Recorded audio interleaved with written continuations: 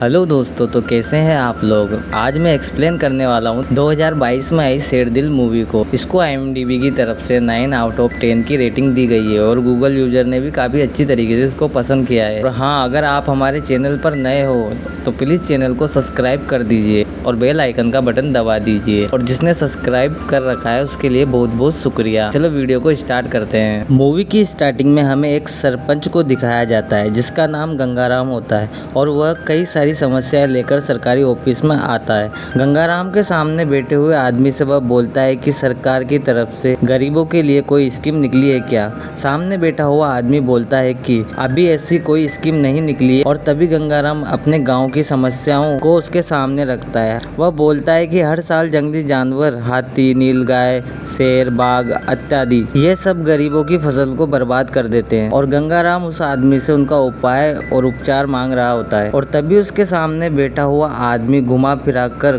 कुछ ना कुछ बहाना लगाकर उसे वहां से जाने के लिए कहता है। और जैसे ही गंगाराम सरकारी ऑफिस के बाहर जाकर खड़ा होता है तो उसे कुछ भयानक आवाजें जैसे जंगली जानवर की आवाजें सुनाई दे रही होती है। और वहां लगा हुआ एक नोटिस बोर्ड वहां पर देखता है जिसमें लिखा हुआ होता है, अगर कोई बाघ किसी इंसान को खेत में मार दे तो उस इंसान को 10 लाख रुपए मिलेंगे। और अगले दिन हम गंगाराम को एक जंगल में पाते हैं और इस तरह इस मूवी की स्टार्टिंग होती है। फिर वह पूरे जंगल में घूमने के बाद एक जगह जाकर बैठ जाता है और खाना खाने लग जाता है। तो तब वह कुछ सोचने लगता है। तब हमें कुछ टाइम पहले का सीन दिखाया जाता है जिस पर वह अपने घर में होता है। और आपको ये बता दूं, गंगाराम की फैमिली में उसकी बूढ़ी माँ और उसकी एक वाइफ और उसके 2 बच्चे होते हैं। गंगाराम उसकी वाइफ से कुछ बोलने लगता है तो तभी उन दोनों में बहस होने लग जाती है। तब गंगाराम बोलता है कि जब वो शहर गया था तो वहाँ पर एक डॉक्टर ने बोला कि आपको कैंसर है। और गंगाराम अपनी वाइफ से बोलता है कि उसके पास 3 महीने हैं। और तब उसकी वाइफ बोलती है कि डॉक्टर से कुछ गलती हुई होगी। और तब गंगाराम बोलता है कि उसे खून का कैंसर है और वो भी चौथे पड़ाव का। और डॉक्टर ने कहा है कि तुम्हारे पास 6 महीने, तुम जितना चाहो उतना जी लो। और ये सुनकर उसकी वाइफ और उसकी माँ वो दोनों रोने लगते हैं। फिर हमें प्रेजेंट का सीन दिखाया जाता है और गंगाराम पूरे जंगल में दर बदर घूमता रहता है। वो वहाँ पर इसलिए आया हुआ होता है क्योंकि वह खुद एक शिकार बनना चाहता है। वह जंगली जानवरों को ढूंढ रहा होता है खुद शिकार होने के लिए। और तभी उसको एक नहर के दूसरे किनारे की ओर कुछ शेर दिखाई देते हैं। वह उनसे कहता है कि मैं तुम्हारा भोजन बनने के लिए आया हूँ। और तभी वो सारे शेर वहाँ से भाग जाते हैं। तब वो अपने आप से बोल रहा होता है कि यहाँ पर तो अपनी दाल नहीं गलने वाली। गंगाराम कहता है कि कई घने जंगल में चलना पड़ेगा। गंगाराम एक जगह बैठकर सोच रहा होता है कि अगर वो वापस गांव में चला गया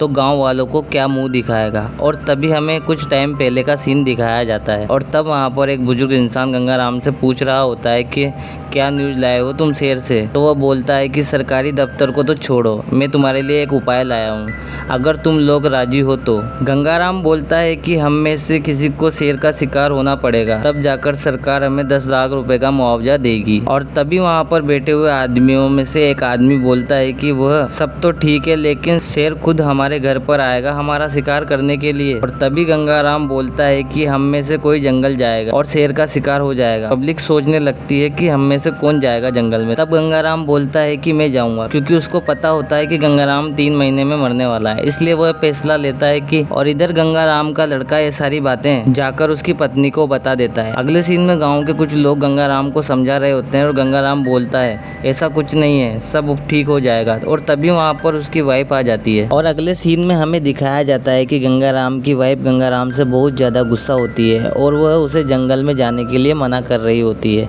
और गंगाराम उसे समझाता है कि फौजी भी तो जाते हैं। और तब उसकी वाइफ बोलती है वह देश की सुरक्षा के लिए जाते हैं, ना कि किसी शेर का खाना बनने के लिए। उसके बाद हमें प्रेजेंट का सीन दिखाया जाता है। अब हमें पता चलता है कि गंगाराम जंगल में क्यों आया था, शेर का शिकार बनने के लिए। फिर हमें गंगाराम को दिखाया जाता है। कुछ टाइम इधर उधर घूमने के बाद वो एक जगह जाकर बैठकर खाना खाने लगता है। अगले सीन में हमें जानवरों के पैर के निशान दिखाई देते हैं। और तब वहाँ बेटा बेटा बोलता है कि बाहर निकल। कुछ दूर चलने के बाद वह एक पेड़ के नीचे जाकर बैठ जाता है और वहाँ पर शेर का इंतजार करता है। तब गंगाराम एक पौधे से जहरीला बीज को तोड़ रहा होता है। फिर हमें कुछ टाइम पहले का सीन दिखाया जाता है जहाँ 2 बुजुर्ग लोग गंगाराम को समझा रहे होते हैं कि हमें कुछ ना कुछ तो करना पड़ेगा। वह बोलते हैं कि तुम्हारे ऊपर कोई दबाव नहीं है, अगर तुम नहीं जाना चाहते वहाँ पर तो मत जाओ, अगर तुम जाना चाहते हो तो हम तुम्हें नहीं रोकेंगे। तभी वहाँ पर गंगाराम बोलता है कि मैं अपनी पत्नी को कैसे संभालूं। फिर हम देखते हैं कि अगले सीन में गंगाराम अपनी पत्नी को लेकर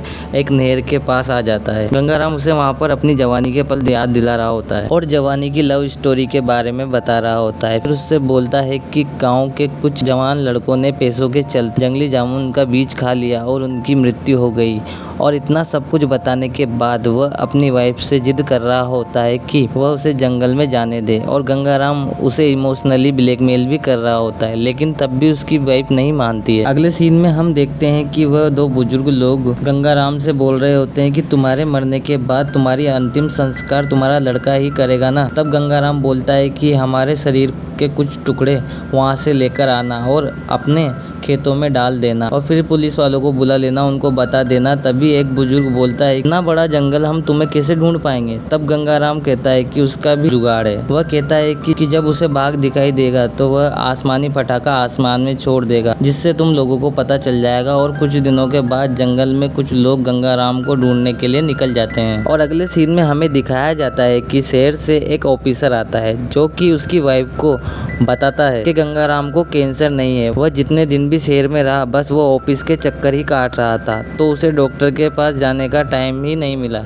और ये सारी बातें सुनकर उसकी पत्नी बेहोश हो जाती है। फिर हमें गंगाराम को अंधेरे में जंगल की ओर आगे बढ़ते हुए दिखाया जाता है और तभी वह सोचता है कि वह कहाँ पर सोएगा। तभी उसे एक पेड़ दिखाई देता है, वह उसके ऊपर जाकर सो जाता है। तभी उसे वहाँ पर एक अजीब सी आवाज़ सुनाई देती है और उसके माथे के ऊपर एक बाघ दिखाई देता है। फिर वह जैसे तैसे वहाँ से बचकर भाग रहा होता है और फिर इंसान के बनाए हुए जानवर के जाल में फंस जाता है और तभी वहाँ पर बाघ उस पर अटैक करने लगता है। तभी वहाँ पर एक आदमी आकर उसे बचा लेता है। फिर हमें जंगल में मॉर्निंग का सीन दिखाया जाता है। जब गंगाराम सोकर उठता है तो उस आदमी के पास जाता है और वहाँ उससे उसका नाम पूछने लगता है। वह आदमी अपना नाम जेम्स अहमद बताता है। फिर वह दोनों एक साथ निकल जाते हैं। और आपको यहाँ पर बता दें कि जेम्स एक शिकारी होता है जो सिर्फ जानवरों का शिकार करता है। शिकारी गंगाराम को बताता है कि यहाँ पर घूमना फिरना गैर कानूनी है। और जब गंगाराम बोलता है कि हम यहाँ पर मरने के लिए आए हैं, तब वह शिकारी सोच में पड़ जाता है। फिर वह अपनी पूरी कहानी उसे सुना देता है। शिकारी बताने लगता है कि एक बार नेपाल से आदमखोर तेंदुआ 125 लोगों को मारकर उनके गाँव में घुस गया और तब उसे वहाँ बुलाया और निशाना ताना और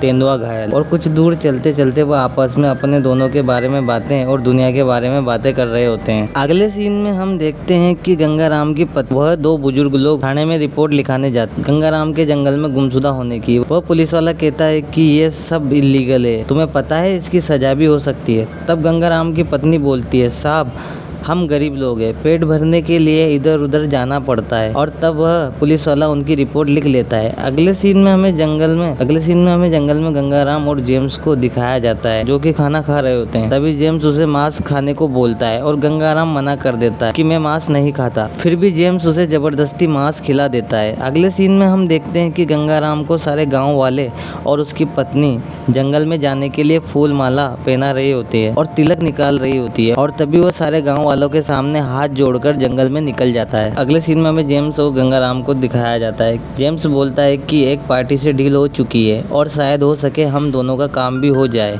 तभी गंगाराम बोलता है कि हम सिर्फ यहाँ पर मरने के लिए आए हैं। फिर पुलिस स्टेशन का सीन दिखाया जाता है जहाँ पर एक इंस्पेक्टर से एक कांस्टेबल बोल रहा होता है कि भेज दो जंगल में पार्टी को उसको ढूंढने के लिए। तब वो इंस्पेक्टर बोलता है कि हाँ भेज दो, पता नहीं वो गाँव वाले झूठ बोल रहे हैं या सही। और तब वो वहाँ जेम्स की बात भी कर रहे होते हैं। वह बोलते हैं कि इस बार उसके पैर में गोली मत मारना, उसको सीधा मार ही डालना। फिर हमें जंगल का सीन दिखाया जाता है जहाँ पर उन्हें कुछ दिखाई देता है। वहाँ पर उन्हें बाघ के निशान दिखाई देते हैं और ये सुनकर गंगाराम हड़बड़ा जाता है। जेम्स बोलता है कि हम जिस बाघ को फॉलो कर रहे थे वह बाघ नहीं है, यह बाघ T-22 है और इस बाघ का सोच अलग है कि इसका कई दिनों से पेट खराब था।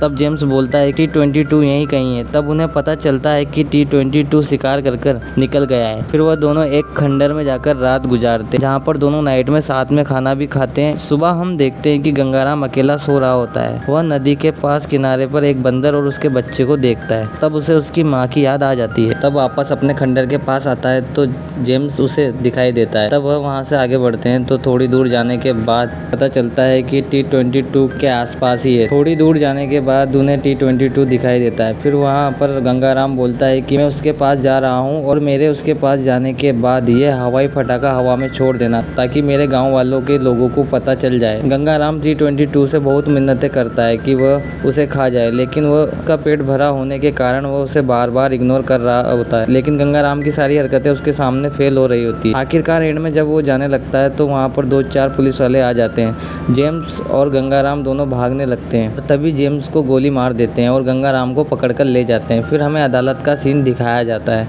जहाँ पर गंगाराम को कोर्ट में पेश किया जाता है। जज बोलता है, गंगाराम तुम कुछ बोलना चाहते हो? गंगाराम वह सब कुछ बता देता है जो उसके साथ जंगल में हुआ और उसके गांव वालों के साथ हुआ, और एक मीडिया का आदमी बाहर जाकर ये न्यूज़ पब्लिश कर देता है और यह एक ही दिन में ट्रेंड हो जाता है। तभी न्यूज़ अखबारों और इंटरनेटों पर उसकी ही खबर आ रही होती है। कई लोग गंगाराम के लिए रैलियां भी निकाल रहे होते हैं। अगले दिन कोर्ट में हमें हजारों की पब्लिक दिखाई जाती है और जज उससे पूछते हैं कि तुम कुछ बोलना चाहते हो? तब गंगाराम बोलता है कि हाँ, बोलना चाहता हूँ। वह गंगाराम बोलता है कि जानवरों के लिए कानून बनाया गया है, वैसे ही हम गरीब लोगों के लिए भी कानून बनाया जाए और हमारी सुनवाई की जाए।